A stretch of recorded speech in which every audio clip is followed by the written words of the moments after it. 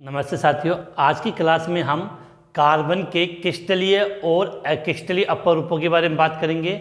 हमने अपनी last class में कार्बन क्या है और उससे संबंधित कुछ महत्वपूर्ण बिंदुओं पर हमने चर्चा की थी। टॉपिक को आगे बढ़ाते हैं। सबसे पहले हम बात करते हैं कार्बन के क्रिस्टलीय अपरूप की और इसके जो तीनों अपरूप है उनके बारे में डिटेल से बात करेंगे, जिसको पढ़ने के बाद अपना कोई क्वेश्चन छूट ना जाए। तो टॉपिक को स्टार्ट करते हैं।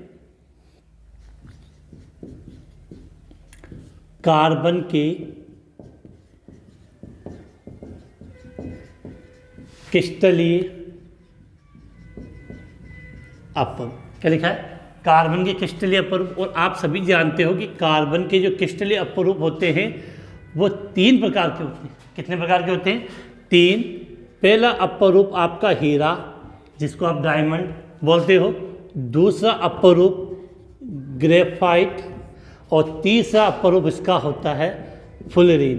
ध्यान रखना बेटा कि फुलरीन की जो खोज है 1985 ईस्वी में हुई थी। इससे पहले कार्बन के दो ही अपरूप क्रिस्टलीय अपरूप मानते थे, हीरा और ग्रेफाइट। फुलरीन की खोज 1885 में हुई थी। क्वेश्चन है आपके लिए कि फुलरीन की खोज किसने की थी? जब मैं पढ़ाऊंगा तब बताऊंगा। उससे पहले अगर आपको आता है तो कमेंट से जरूर कर दिए, जिससे मुझे भी पता चले कि आप एक्टिव हो या नहीं हो। अगर आप third grade teacher level 2 science math की तैयारी में 4 चांद लगाना चाहते हो तो MK बूस्टर लाए आपके लिए शानदार मौका, जिसमें आपको third grade teacher science math test series दी जाएगी, जिसमें आपको तमाम क्वालिटी और फीचर मिलेंगे। यहाँ पर आप टेस्ट NCERT और RBSC बुक के आधार पर होंगे। आपके टॉपिक वाइज टेस्ट होंगे। यहाँ आपके टोटल 25 टेस्ट होंगे, जिसमें से 20 टेस्ट टॉपिक वाइज होंगे और इन टेस्टों में आपके 30 क्वेश्चन साइंस और मैथ के आएंगे। और ये 3 टेस्ट 1/3 सिलेबस के अनुसार होंगे और 2 टेस्ट फुल सिलेबस के अनुसार होंगे। यहाँ पर आपको एक डेमो टेस्ट भी मिलेगा। आपकी परीक्षा के पैटर्न के आधार पर यहाँ पर टेस्ट तैयार किए गए हैं। टेस्ट सीरीज ज्वाइन करने के लिए MK बूस्टर ऐप डाउनलोड करें। यहाँ पर आपको नाम मात्र फीस में यहाँ पर टेस्ट सीरीज शुरू कर सकते हैं। सबसे पहले हम बात करते हैं कार्बन की। तो पहला पॉइंट हीरे की बात करते हैं कि पहला पॉइंट तो अपने माइंड में ये होना चाहिए, हीरा क्या है? कार्बन का हीरा क्या? कार्बन का क्रिस्टलीय अपरूप। एक क्वेश्चन पूछा जाता है कि कार्बन का अतिशुद्ध रूप कौन सा है? तो कार्बन का अतिशुद्ध रूप हम किसको मानते हैं? हीरे को मानते। कुछ जगह फुलरीन भी लिखा होता है, लेकिन याद रखना कार्बन का अति शुद्ध रूप किसको माना जाता है? हीरे को माना जाता है। हीरे के अंदर कार्बन की जो बंध लंबाई होती है, हीरे के अंदर कार्बन की जो बंध लंबाई होती है वो 1.54 एंगस्ट्रॉम होती है। क्वेश्चन आ जाएगा कि हीरे के अंदर कार्बन एकल बंध होते हैं और उनकी बंध लंबाई कितनी होती है? 1.54 एंगस्ट्रॉम होती है। तो हीरे में कार्बन बंध लंबाई, हीरे में कार्बन बंध लंबाई 1.54 एंगस्ट्रॉम होती है। हीरे में कार्बन होती है। अभी कोई यहाँ से बात करें हीरे की संरचना। आप सभी जानते हो कि हीरे की संरचना कैसी होती है? चतुष्फलकीय, टेट्रावेलेंट होती है, चतुष्फलकीय होती है। ठीक है। लेकिन अभी एक एग्जाम हुई थी, उसमें क्वेश्चन आया था कि डेड त्रिविमीय संरचना किसकी होती है? तो याद करना वो हीरे के लिए ही शब्द काम मिल जाता है। हीरे की जो संरचना होती है वो डेड त्रिविमीय चतुष्फलकीय होती है। तो बिल्कुल क्लियर होनी चाहिए, हीरे की संरचना चतुष्फलकीय डेड त्रिविमीय होती है। एक यहाँ पे विशेष बात कि हीरे में कार्बन परमाणु पर संकरण, हीरे में कोई सा भी कार्बन परमाणु होगा उसमें संकरण कौन सा होता है? sp3 होता है। ग्रेफाइट में sp2 होता है, काफ़ी इंपॉर्टेंट होता है। तो हीरे में कार्बन परमाणु पर संकरण क्या होगा? sp3 होता है। ठीक है। हीरा विद्युत का क्या होता है? कुचालक। अब कुचालक क्यों होता है? जब कोई भी पदार्थ विद्युत का सुचालक तभी होगा जब उसमें मुक्त इलेक्ट्रॉन हो, वो विद्युत धारा का वहन करता हो। तो हीरा विद्युत का कुचालक तो सीधी सी बात है कि मुक्त इलेक्ट्रॉन नहीं होते हैं। इसके अलावा हीरे की बात करें, जो शुद्ध हीरा होता है वो पारदर्शी होता है, उसके आर पार नजर आएगा और रंगहीन होता है। तो बिल्कुल क्लियर होना चाहिए कि शुद्ध हीरा पारदर्शी व रंगहीन होता है। क्या लिखा है? शुद्ध हीरा पारदर्शी एवं रंगहीन होता है। इसके बाद देखो, अब बात करें कि प्रश्न आता है कि प्रकृति का सबसे कठोर पदार्थ कौन सा होता है? यह प्रकृति का सबसे कठोर अधातु, धातु बोले तो कंफ्यूजन हो जाएगी। प्रकृति का सबसे कठोर पदार्थ किसको माना जाता है? हीरे को माना जाता है, जिसपे अम्ल क्षार का कोई प्रभाव नहीं पड़ता है।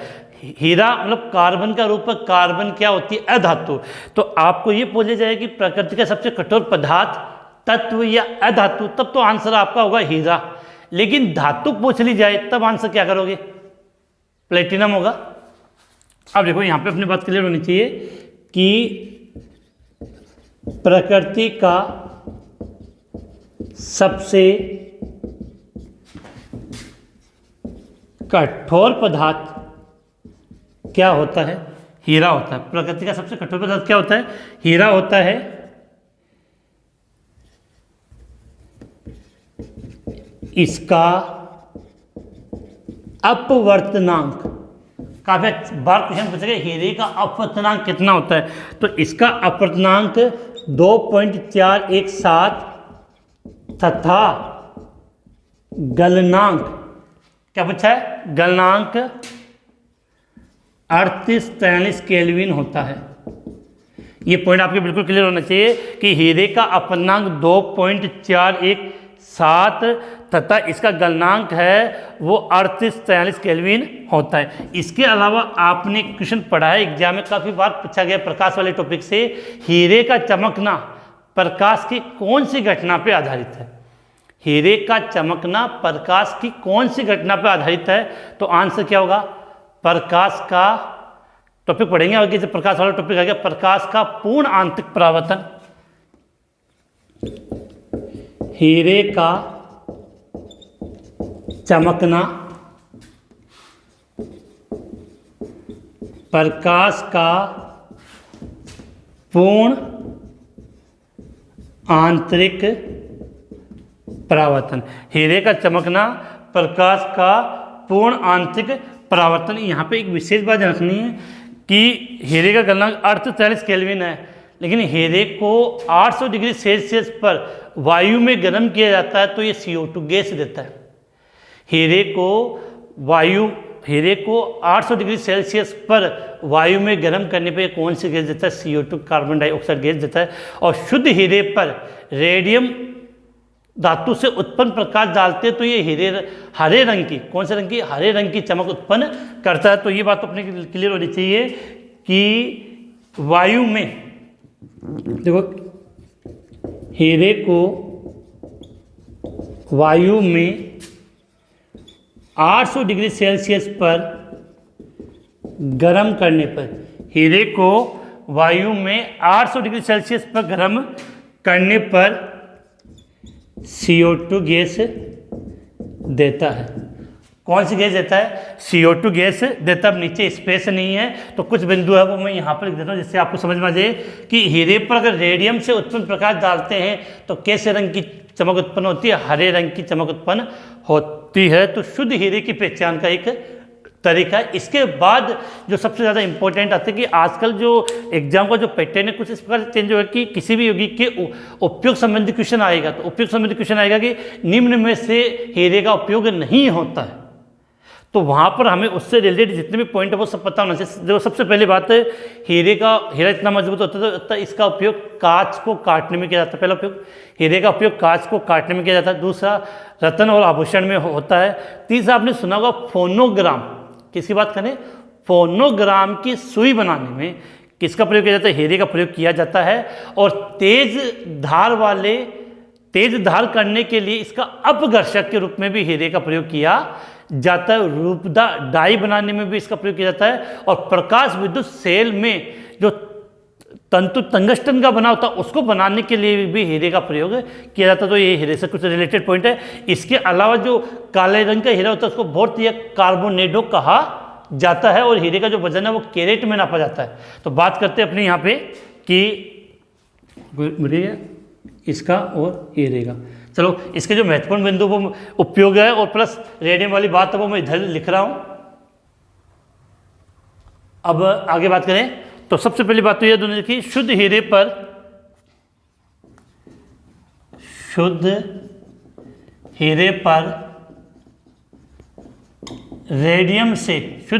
रेडियम से निकलने वाली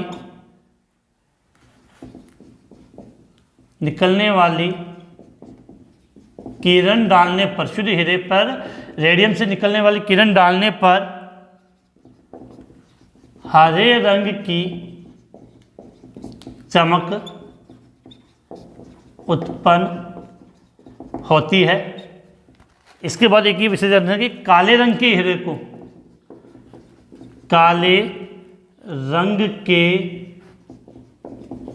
हीरे को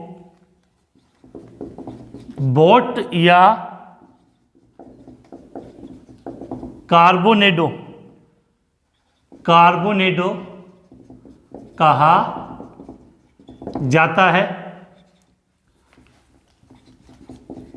हीरे के उपयोग, पहला उपयोग तो आप सब जानते हो, नॉर्मल है, कांच को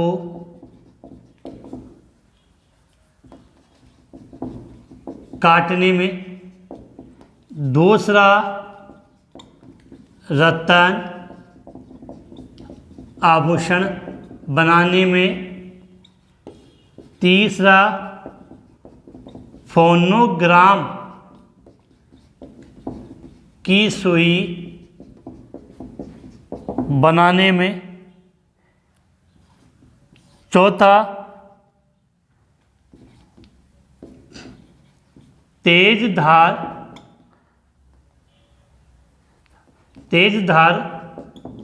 करने के लिए अपघर्षक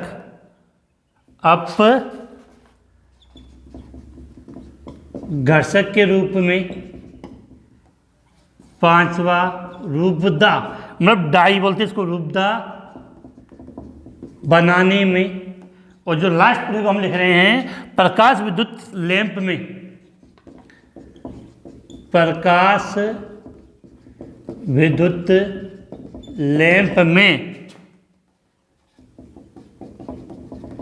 टंगस्टन तंतु बनाने में। प्रकाश विद्युत लैंप में टंगस्टन तंतु बनाने में। तो ये जो बिंदु थे इस हीरे से रिलेटेड वो मैंने सब पॉइंट यहाँ पर लिख दिए। आपसे क्वेश्चन है कि टंगस्टन का परमाणु क्रमांक कितना होता है, काफ़ी बार क्वेश्चन पूछा गया है। प्रतीक क्या होता है इसका? टंगस्टन का परमाणु क्रमांक आ गया तो बात कर लिए, कितना होता है? 74 होता है। और इसका प्रतीक क्या होता है? W होता है। देखो अब बात करते हैं, फटाफट रिपीट करते हैं। कार्बन के क्रिस्टलीय अपूर्व कितने होते हैं? 3। पहला हीरा, दूसरा ग्रेफाइट और तीसरा हम क्या लिख रहे हैं? फुलिन लिख रहे हैं। और सबसे पहले हमने यहाँ पर क्या स्टार्ट किया था? हीरे को स्टार्ट किया था। तो सबसे क्वेश्चन अच्छी बात करना, कार्बन का अतिशुद्ध रूप किसको मानते हैं? हीरे को मानते हैं। कार्बन की बंध लंबाई 1.54 एंगस्ट्रॉम होती है। संरचना कैसी होती है, चतुष्फल की है, लेकिन विशेषकर याद रखनी है कि क्या होता है, ये डड त्रिविमीय होता है। क्वेश्चन आ चुका है, एलडीसी की एग्जाम में पूछा भी जा चुका है पहले। हीरे में कार्बन परमाणु पर संकरण कौन सा होता है, sp3 होता है।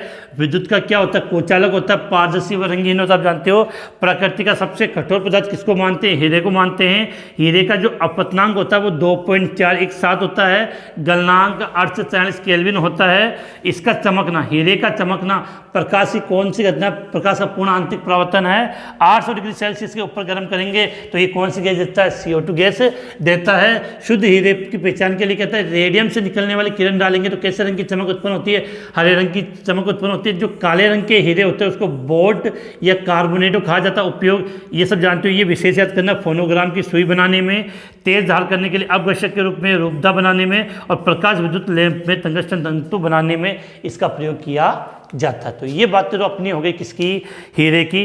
इसके बाद, हीरे के बाद अब हम बात करते हैं ग्रेफाइट की। देखो नॉर्मल आप सभी को पता है कि कार्बन के जो यौगिक होते हैं वो सहसंयोजक होते हैं, और सहसंयोजक यौगिक होते हैं वो विद्युत के कुचालक होते हैं। जो बात क्लियर कर लेना कि कार्बन है, कार्बन किस प्रकार के यौगिक बनाता है, सहसंयोजक यौगिक बनाता है।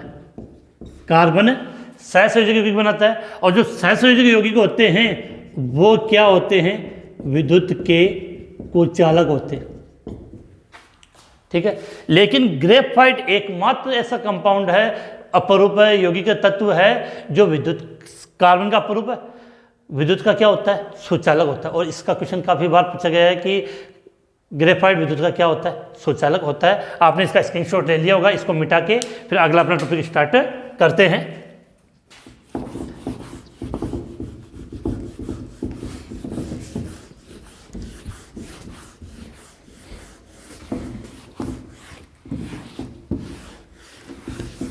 अब देखो, अब हम बात करते हैं किसकी, ग्रेफाइट की। तो अब बात करते हैं किसकी, ग्रेफाइट की। ग्रेफाइट पहला पॉइंट तो वही कि कार्बन का कौन सा अपरूप है, अक्रिस्टलीय। कार्बन का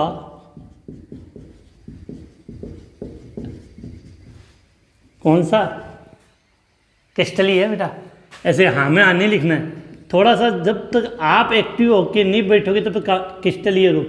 नॉर्मल क्या होता है कि टीचर पढ़ाता है आप लिख लेते हो, लेकिन थोड़ा सा आप जब तक अपना IQ यूज नहीं करोगे तब तक वो आपको याद नहीं होगा। तो कार्बन का कौन सा अपरूप, क्रिस्टलीय अपरूप। सबसे पहले हम बात करते हैं कि कार्बन कार्बन बंध लंबाई। ग्रेफाइट के अंदर कार्बन कार्बन बंध लंबाई 1.41 एंगस्ट्रॉम होती है।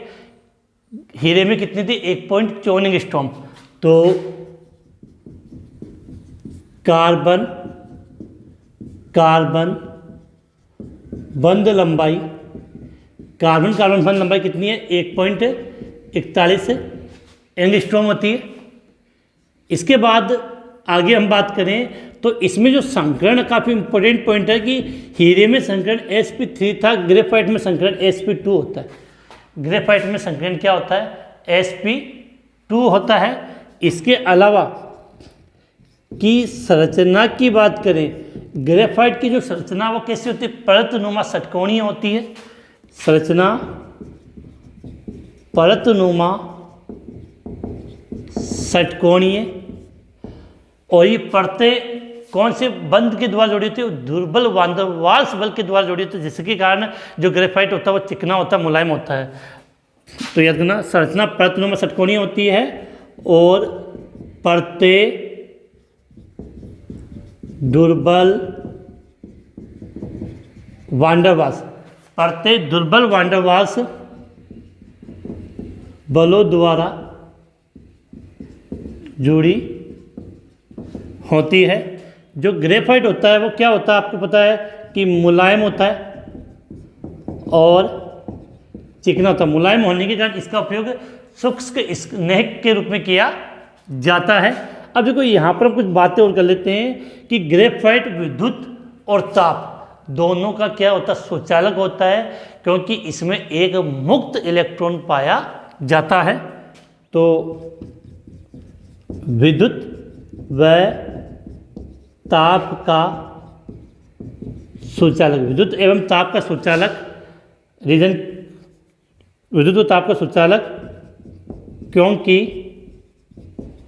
मुक्त इलेक्ट्रॉन पाया जाता है।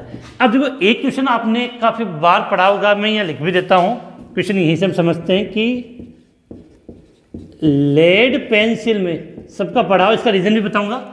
लेड पेंसिल में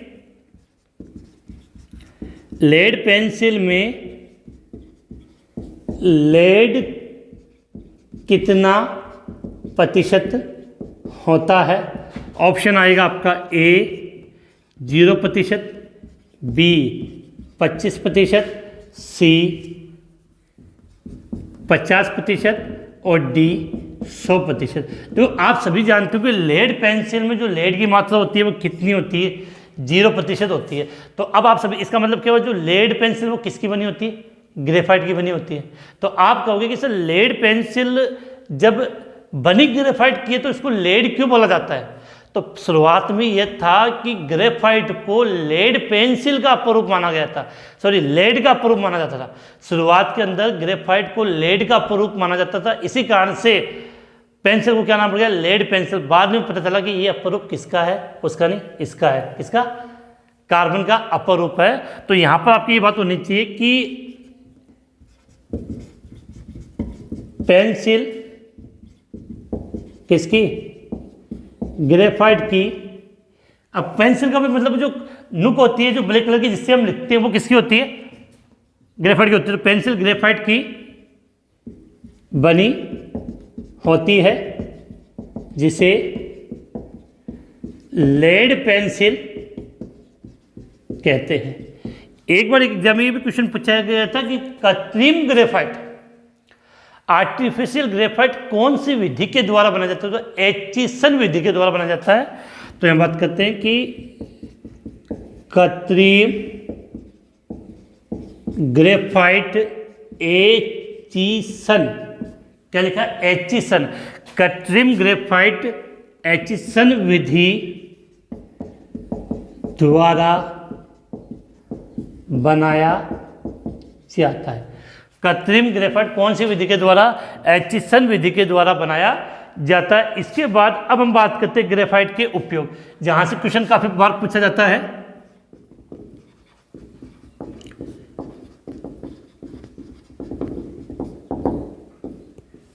ग्रेफाइट के उपयोग देखो, सबसे पहले बता दूं, आजकल जो उपयोग यूज संबंधी जो क्वेश्चन आता है उसमें से जैसा क्वेश्चन आएगा कि ग्रेफाइट का उपयोग नहीं किया जाता है, ये किया जाता है, फिर 4-5 होंगे उसको ऑप्शन के अकॉर्डिंग, तो पूरे उपयोग है। तो सबसे पहला शुष्क स्नेह के रूप में, किसके?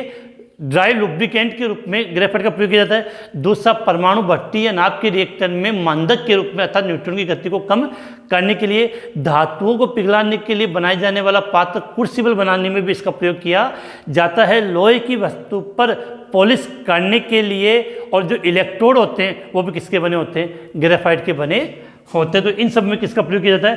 ग्रेफाइट का प्रयोग किया जाता है। तो सबसे पहले हम बात कर रहे हैं कि पहला उपयोग तो अपने को याद करना है कि शुष्क स्नेह के रूप में। दूसरा, नाभिकीय रिएक्टर या परमाणु भट्टी में, काफी अच्छा पॉइंट है, मंदक के रूप में। तीसरा, धातुओं को पिघलाने के लिए बनाए जाने वाला पात्र क्रूसिबल बनाने में। चौथा, लोहे की वस्तु पर पॉलिश करने में। पांचवा, इलेक्ट्रोड बनाने में। आपने सेल देखा होगा, छोटे होंगे तब वो सेल को ऐसे तोड़ के उसमें बीच में से वो काला काला सा निकलता था, वो क्या होता है, ग्रेफाइट होता है। तो ये हमने ग्रेफाइट की कुछ महत्वपूर्ण बिंदुओं के बारे में बात की। फटाफट इसको एक बार रिपीट करते हैं, उसके बाद इसका नेक्स्ट अप्रूप फुल्लिन के बारे में बात करेंगे। सबसे पहले ग्रेफाइट में कार्बन कार्बन बंध लंबाई कितनी होती है, 1.41 एंगस्ट्रॉम होती है। संघटन कौन सा होता है, sp2 होता है। जो संरचना होती है इसकी वो क्या होती है, परतनुमा षटकोणीय होती है। और विद्युत और ताप का क्या होता है, सुचालक होता है। लेड पेंसिल में लेड कितना प्रतिशत, 0% होता है। और कृत्रिम ग्रेफाइट कौन सी विधि के द्वारा बनाया जाता है, तो एचिसन विधि के द्वारा बनाया जाता है। उपयोग सूक्ष्म स्नेह के रूप में, सबसे इंपॉर्टेंट मंदक के रूप में, नाभिकीय रिएक्टर या परमाणु भट्टी में किसके रूप में प्रयोग किया जाता है, मंदक के रूप में प्रयोग किया जाता है। धातु को पिघलाने के लिए बनाए जाने वाले क्या क्रूसिबल पात्र बनाने में, लोहे की वस्तु को पॉलिश करने में और इलेक्ट्रोड बनाने में। एक बात और बता दूं यहाँ पर कि उष्मागतिकी रूप से कार्बन के जो क्रिस्टलीय अपरूप होते हैं उनमें सबसे ज़्यादा स्थायी अपरूप कौन सा होता है, ग्रेफाइट का होता है। और एग्जाम में, कॉम्पिटिशन एग्जाम में, एलडीसी की एग्जाम हुई थी, उसमें क्वेश्चन पहले पूछा जा चुका है, तो अपने को बिल्कुल माइंड में क्लियर होना चाहिए। अपने भी एग्जाम में क्वेश्चन आ सकता है कि ग्रेफाइट उष्मागतिकी रूप से कार्बन का सर्वाधिक स्थायी अपरूप होता है। मैं क्वेश्चन ही लिख देता हूँ यहाँ पे नीचे कि उष्मागतिकी, थर्मोडायनेमिक्स बोलते हैं कि उष्मागतिकी रूप से कार्बन का सर्वाधिक स्थायी क्रिस्टलीय अपरूप होता है। क्या लिखा है, उष्मागतिकी रूप से कार्बन का सर्वाधिक स्थायी क्रिस्टलीय अपरूप होता है। नंबर 1 हीरा, बी ग्रेफाइट, सी फुल्लिन और डी इनमें से कोई नहीं। तो इसका जो राइट आंसर है वो क्या हो जाएगा आपका, ग्रेफाइट। किस पे टिक लगा दोगे, ग्रेफाइट पे। तो इसका स्क्रीनशॉट ले लें। उसके बाद हम बात करेंगे किसकी, फुल्लिन की, जो कार्बन का तीसरा क्रिस्टलीय अपरूप है, जिसकी खोज कब हुई थी। शुरुआत में क्वेश्चन पूछा गया था आपसे 1885 में।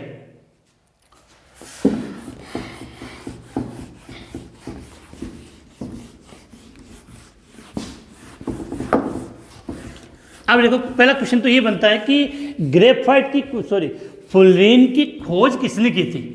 किसकी बात कर रहे हैं हम, फुल्लिन की खोज किसने की थी। अब क्या होता है कि आप सभी लोगों ने ये पढ़ा होगा कि बकमिस्टर फुल्लिन के नाम पर इसका नाम फुल्लिन रखा, और क्लिक करके आ जाओगे बकमिस्टर फुल्लिन। याद कर लेना, एग्जाम में आया क्वेश्चन है क्रोटो, स्मेल और कर्ल। 1985 में क्रोटो, स्मेल और कर्ल ने फुल्लिन की खोज की थी। 1985 से पहले कार्बन के क्रिस्टलीय दो ही अपरूप मानते थे, हीरा और ग्रेफाइट। क्लियर और बात है। बकमिस्टर के सम्मान में इसको, बकमिस्टर फुल्लर के सम्मान में, अमेरिका का था तो अमेरिका के बकमिस्टर फुल्लर के सम्मान में इसको फुल्लिन नाम दिया गया। इसकी क्या कहते हैं, फुटबॉल जैसी होती है या गुंबद बोलते हैं, उसके समान होती है। और फुल्लिन के एक अणु में कार्बन की संख्या 60, 70 या 80 तक होती है, जिसमें जिस फुल्लिन में कार्बन 60 होता है वो सबसे ज़्यादा स्थायी होता है, जिसके 32 फलक होते हैं, 20 षटकोणीय और बाकी के 12 पंचकोणीय होते हैं। यहाँ से एक क्वेश्चन और अच्छा था कि फुल्लिन के उपयोग, ये क्वेश्चन इस प्रकार से पूछा जाता है कि कार्बन के तीनों क्रिस्टलीय अपरूप में उच्च ताप पर अति चालकता कौन सा रूप दर्शाता है, अति चालकता, तो वो फुल्लिन दर्शाता है। तो बात करते हैं यहाँ पे,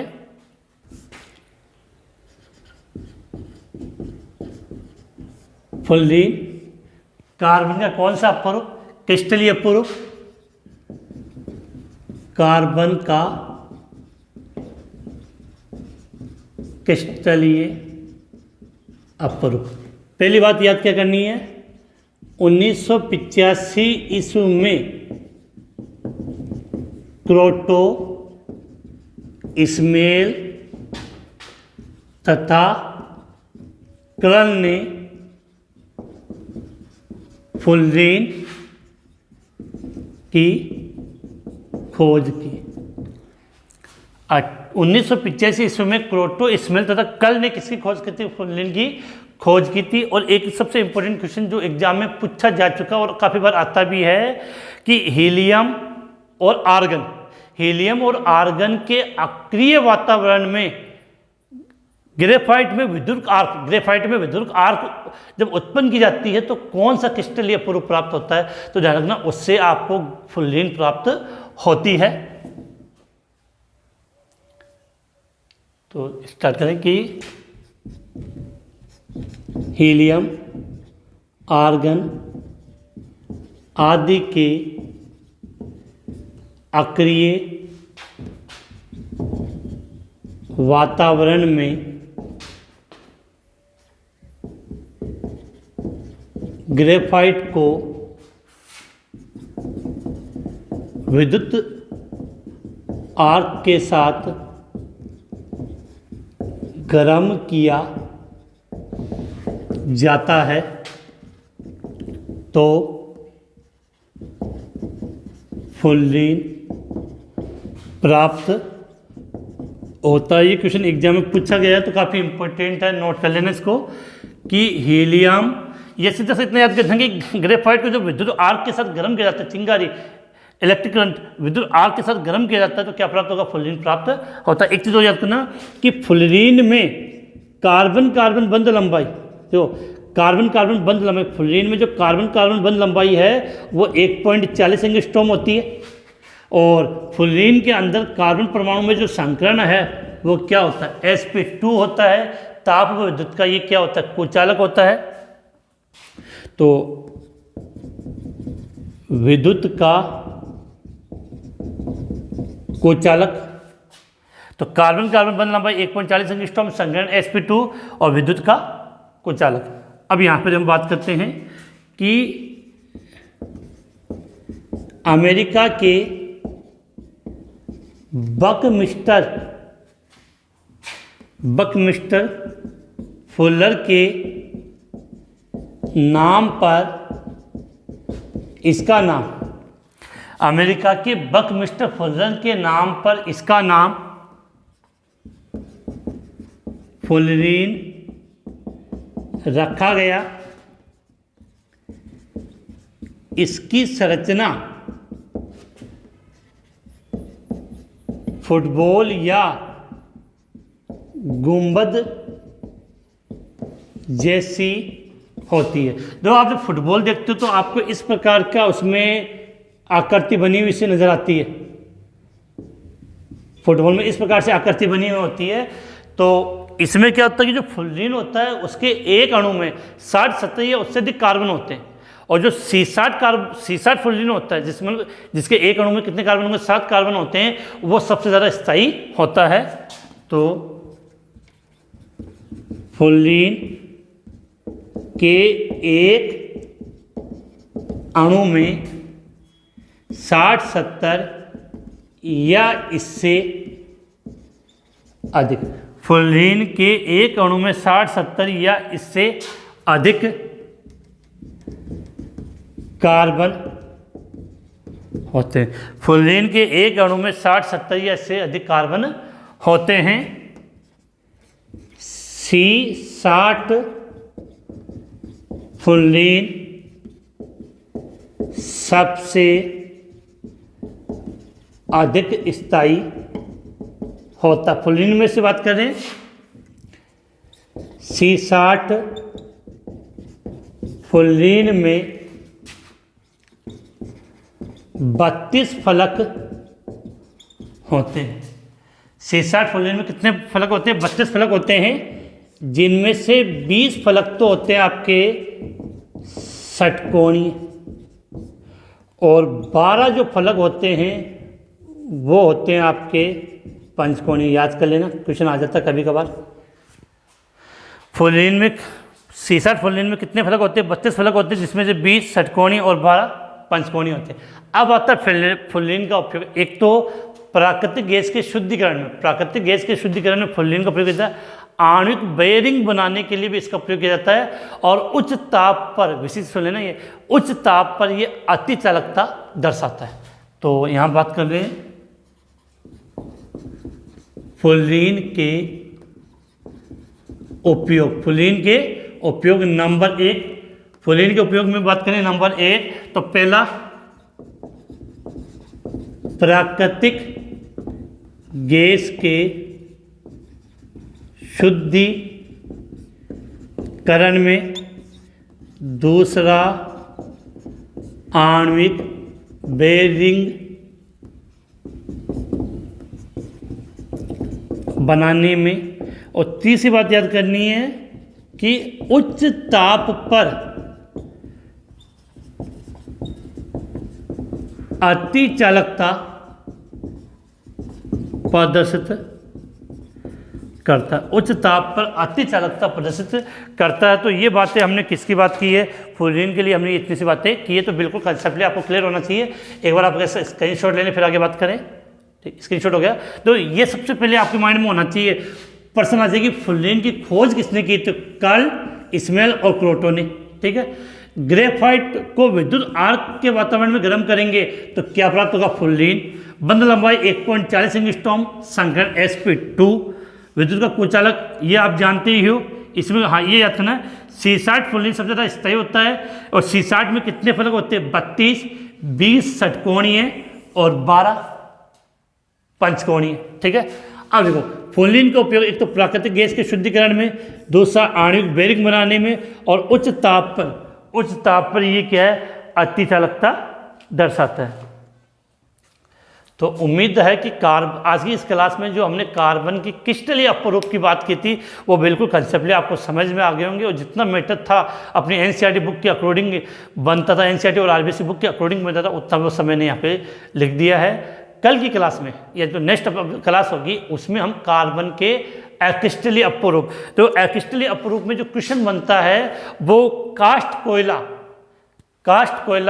पिट, लिग्नाइट, बिटुमिन और एंथ्रासाइड के रूप में बनता है। और काफ़ी अच्छे क्वेश्चन पूछे जाते हैं, तो उनके बारे में बात करेंगे। और उसके बाद आगे आने वाली क्लासों में कार्बन यौगिकों के नामकरण की हम बात करेंगे। तो आज की क्लास हम यही समाप्त करते हैं। जय हिंद, जय भारत।